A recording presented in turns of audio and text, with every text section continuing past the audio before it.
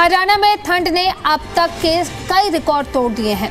पहली बारी पारा जो है वो 0 से नीचे चला गया है। रेवाड़ी के बावल में न्यूनतम तापमान -1.5 डिग्री सेल्सियस दर्ज किया गया, जो पिछले 48 साल का सबसे कम तापमान है। उत्तर भारत में बर्फीली हवाओं और घने कोहरे का जबरदस्त असर देखने को अब मिल रहा है।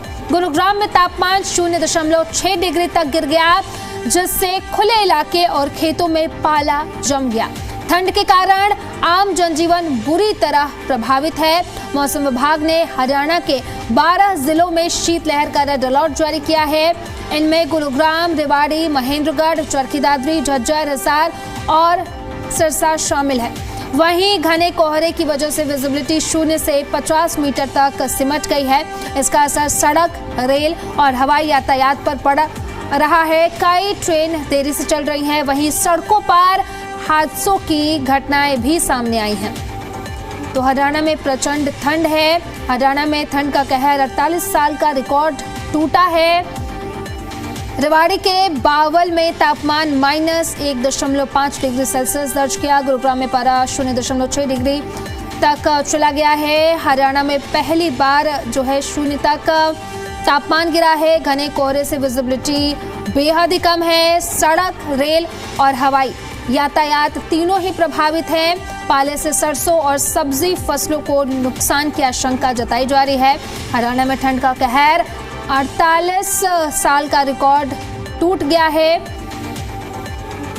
बड़ी अपडेट, घने कोहरे से बाहर विजिबिलिटी बेहद ही कम है। सड़क, रेल और हवाई यातायात तीनों ही प्रभावित हैं। पाले से सरसों, सब्जी के फसलों को भारी नुकसान की आशंका जताई जा रही है। और साथ ही साथ आपको मौसम का हाल भी बता रहे हैं। हिसार में मिनिमम 4 डिग्री सेल्सियस है, मैक्सिमम 15 डिग्री सेल्सियस दर्ज किया गया है। अगर यमुनानगर की बात करें तो यहाँ पर मिनिमम 5 डिग्री सेल्सियस है, मैक्सिमम 16 डिग्री सेल्सियस दर्ज किया गया है। तो बड़े अपडेट, बड़ी जानकारी। हरियाणा में 48 साल का रिकॉर्ड टूट गया है। ठंड में 0 के नीचे तक भी तापमान पहुंच गया है। बड़ी जानकारी आपको बता रहे हैं। घने कोहरे से विजिबिलिटी बेहद कम है, जिसकी वजह से सड़क, रेल और हवाई तीनों प्रभावित हैं। और पाले से सरसों और सब्जी को भारी नुकसान की आशंका जताई जा रही है। 48 साल का जो रिकॉर्ड है वो टूटा है। रेवाड़ी के बावल में तापमान -1.5 डिग्री सेल्सियस तक पहुंच गया है। और इसी के साथ साथ घने कोहरे से विजिबिलिटी बेहद ही कम है, जिसकी वजह से वाहन चालकों को परेशानी हो रही है। और इसका असर जो है वो रेल और इसी के साथ साथ हवाई पर भी अब देखने को मिल रहा है। और इसी पर ज्यादा जानकारी के साथ सहयोगी दर्शन कैथ हमारे साथ लाइव कनेक्ट कर रहे हैं, उन्हीं का रुख कर लेते हैं। दर्शन, अगर बात करें ठंड की तो क्या कुछ हालात है जहां आप मौजूद हैं? विजिबिलिटी को लेकर के क्या कुछ हालात है, वहां के जो दृश्य है वो भी दिखाइएगा। और साथ ही साथ क्या कुछ अलर्ट जारी किया गया है मौसम विभाग की तरफ से ठंड को लेकर के, ये भी जरा बताइएगा। हाँ बिल्कुल, देखिए कुरुक्षेत्र की मैं बात करूं तो कुरुक्षेत्र में जो कोहरा पड़ रहा है, विजिबिलिटी है बिल्कुल कम है। और सड़कों पर भी कुछ दिखाई नहीं दे रहा है। जो गाड़ियां हैं वो भी रिंग रिंग कर चल रही हैं। लेकिन कई दिनों से लगातार जो है कुरुक्षेत्र में ठंड पड़ रही है और शीतलहर चल रही थी। लेकिन देखिए 2-3 दिन से सूर्य देव के दर्शन जरूर होते थे दिन के 11 बजे के बाद, लेकिन आज वो नहीं आसार दिख रहे हैं कि सूर्य देव के दर्शन आज होंगे, क्योंकि जो कोहरा है वो विजुअलिटी है वो बिल्कुल ही शून्य पर चली गई है। कुछ भी नहीं दिख रहा है। लेकिन कहीं ना कहीं देखा जाए तो इसका असर पशु पक्षियों पे और आम जन पर भी पड़ रहा है। देखिए जो अपने काम पे जाते हैं, कहीं ना कहीं ड्यूटियों पे जाते हैं, उनको भी कहीं ना कहीं दिक्कत का सामना करना पड़ रहा है, क्योंकि जो शीतलहर है वो बड़ी चल रही है कई दिनों से। और आज जो कोहरा है वो भी बहुत घना पड़ा हुआ है। लेकिन इसकी जो असर है, देखिए जो कोहरा पड़ रहा है इस पे सब्जियों पे जरूर पड़ेगा। मटर की बात करें, सरसों की बात करें, टमाटरों की बात करें, कहीं ना कहीं उसको भी ये ब्लैक कर देगा, उसको भी खराब कर देगा। और बात करें जिस तरह से गेहूं है, गेहूं का जो असर नहीं पड़ेगा, गेहूं है जो इससे उभरेगी, उसकी ग्रोथ जो है वो बढ़ेगी। कहीं ना कहीं किसानों को इससे फायदा होता नजर आ रहा है। लेकिन बात बात करें जो एडवाइजरी जो ट्रैफिक पुलिस ने जारी की गई है कुरुक्षेत्र से, उन्होंने कहा कि अपनी गाड़ियां कुछ दूरी पर रखे, नजदीक ना रखे, आगे पीछे जो दूरी पर करके चलाए और चारों इंडिकेटर है वो चलाकर रखे, और जो पार्किंग करनी है जो जीटी रोड से नीचे कच्चे में जाकर पार्किंग करे, ऐसी एडवाइजरी उन्होंने जारी की। और देखिए कहीं ना कहीं देखा जाए तो आम जन को भी इसमें बड़ी दिक्कत का सामना करना पड़ रहा है। छोटे बच्चे हैं जो और बुजुर्ग हैं, उनको भी कहीं ना कहीं दिक्कत का जरूर सामना करना पड़ रहा है, क्योंकि इस मौसम में जो बीमारी की बात करें तो बीमारी है जिस तरह से सांस की बीमारी होती है उनमें दिक्कत आ जाती है। और देखिए हॉस्पिटलों में भी लंबी लंबी लाइनें लग रही हैं और मरीज वहां पर पहुंच रहे हैं। देखिए बुखार, खांसी, जुकाम, सिर में दर्द और ठंड लग जाती है, ऐसे काफी केस कुरुक्षेत्र में आ रहे हैं। लेकिन हम बात करें तो इस मौसम के अंदर डर इस बात का रहता है, स्वाइन फ्लू आने का डर रहता है, क्योंकि हमें देखा है पहले स्वाइन फ्लू इस मौसम में आ जाता है, उसकी बड़ी दिक्कत आती है। लेकिन हमारी कल बात हो रही थी एलएनजेपी के सिविल सर्जन से, उनका यही कहना था कि अपने जो वस्त्र है मोटे वस्त्र पहनकर रखे, जो बाहर निकले अपना मुंह ढक कर रखे, ज्यादा बाहर ना फिरे और अपना जो टेम्परेचर वो सही रखे। इस तरह से उन्होंने भी कहीं ना कहीं मरीजों को, जो आम लोगों को गाइडलाइन वो दे रहे हैं। लेकिन कहीं ना कहीं देखा जाए तो जो हॉस्पिटल है वहां पर उन्होंने कहा कि यहाँ पर कोई दिक्कत नहीं है, दवाइयां पूरी उपलब्ध है, लेकिन फिर भी अपना बचाव करना इस ठंड में जरूरी है। लेकिन देखा जाए तो अब इस मौसम के अंदर जब तक बरसात नहीं होती है मौसम ऐसे ही चलेगा, क्योंकि बरसात होगी तो मौसम साफ होगा। लेकिन इस टाइम कुरुक्षेत्र की जो हालत है वो देखिए, प्रदूषण भी काफी यहाँ पर कहीं ना कहीं दिख रहा है और विजिबिलिटी है जो, और कहीं ना हम कह सकते हैं जीरो पे चली गई है, कुछ दिख नहीं रहा है, और जो गाड़ी है वो भी रिंग रिंग के चल रही है।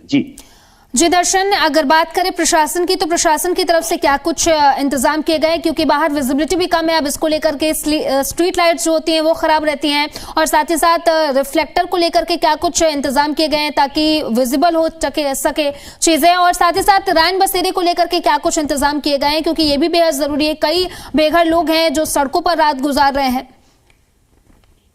हाँ बिल्कुल, देखिए हम बात करें तो जिस तरह से जो ट्रैफिक पुलिस है या प्रशासन है वो कहीं ना कहीं जो चौराहे होते हैं, चौक होते हैं, तो वहां पर जो लाइटें होती है, जो लाइटों में जो ट्रैफिक निकलती है उनको इशारा जो किया जाता है, वो सारा कहीं ना कहीं मैनेंट जो किया हुआ है, जो जारी किया हुआ है। अगर हम बात करें तो रैन बसेरों की, जो रैन बसेरे कुरुक्षेत्र के अंदर रैन बसेरे है, तो कागजों में जो कागज है तो उनके अंदर रैन बसेरे 6 दिखाए गए हैं, लेकिन कहीं ना कहीं रैन बसेरे 3 चले हैं। 3 रैन बसेरों में से कहीं ना कहीं देखा जाए तो एक रैन बसेरा रेलवे स्टेशन पे बनाया गया, वो ठीक ठाक नजर आता है, लेकिन 2 रैन बसेरे कुरुक्षेत्र के ब्रह्म सरोवर है उस पे बनाए गए हैं। एक ब्रह्म सरोवर पे रैन बसेरा बनाया गया, वो ठीक है। एक रैन बसेरे पे कुछ लोगों ने कब्जा किया हुआ है, अपने वो रात को वहां पर पड़ते हैं। यहाँ पर हमने पीछे रियलिटी भी चेक करी थी तो हमने वो भी दिखाया था, लेकिन कहीं ना कहीं दिक्कत का बहुत सामना करना पड़ रहा है। देखिए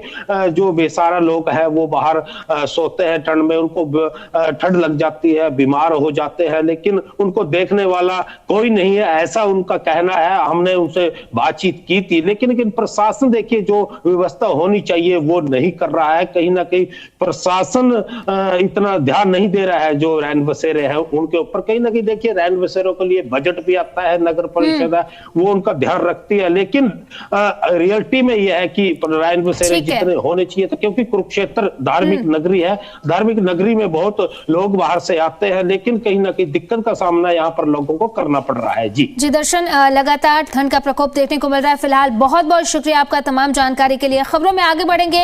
हरियाणा में कई शहरों में हवा खराब है। गुरुग्राम की बात करें तो गुरुग्राम में AQI 407 दर्ज किया गया है। फरीदाबाद की बात करें तो 348, धारूहेड़ा की बात करें तो यहाँ पर AQI 319 है। मानेसर की बात करें तो 298 यहाँ पर AQI दर्ज किया गया है। पंचकुला की बात करें तो AQI 293, वहीं चरखी दादर की बात करें तो 269 है। और साथ ही साथ अगर बात करें यमुना नगर की तो यहाँ पर AQI 258, यानी कि कई ऐसे इलाके जहाँ पर AQI जो है वो 300 के पार है, जिसकी वजह से हरियाणा वासियों की परेशानी बढ़ी हुई है। और स्क्रीन पर हम आपको दिखा भी रहे हैं कि कहाँ कितना आपके इलाके में AQI दर्ज किया गया है। गुरुग्राम की बात करें तो 407 है, सबसे ज्यादा गुरुग्राम में रिकॉर्ड किया गया है, 407 AQI है। फरीदाबाद की बात करें तो 348, धारूहेड़ा की बात करें तो 319, मानसा की बात करें तो 258, वहाँ पर बात करें पंचकुला में तो 293 यहाँ पर AQI दर्ज किया गया है। चरखी दादरी की बात करें तो 269, यमुनानगर की बात करें तो 258, पानीपत की बात करें तो 238, वहीं नारनौल की बात करें तो 232, कुरुक्षेत्र की अगर बात करें तो कुरुक्षेत्र में यहाँ पर 230 AQI दर्ज किया गया, यानी कि कई ऐसे इलाके जहाँ पर AQI जो है वो 300 के पार है, कुछ ऐसे इलाके जहां पर AQI 200 के पार है। करनाल की बात करें तो 222 है, नू की बात करें तो 216 है, बल्लभगढ़ की बात करें तो यहाँ पर 233 है, बहादुरगढ़ की बात करें तो 137 यहाँ पर AQI दर्ज किया गया है, जींद की बात करें तो 183 AQI दर्ज किया गया, यानी कि कई ऐसे इलाके जहाँ पर AQI 300 के पार, कुछ ऐसे इलाके जहाँ पर AQI 200 के पार भी दर्ज किया गया है।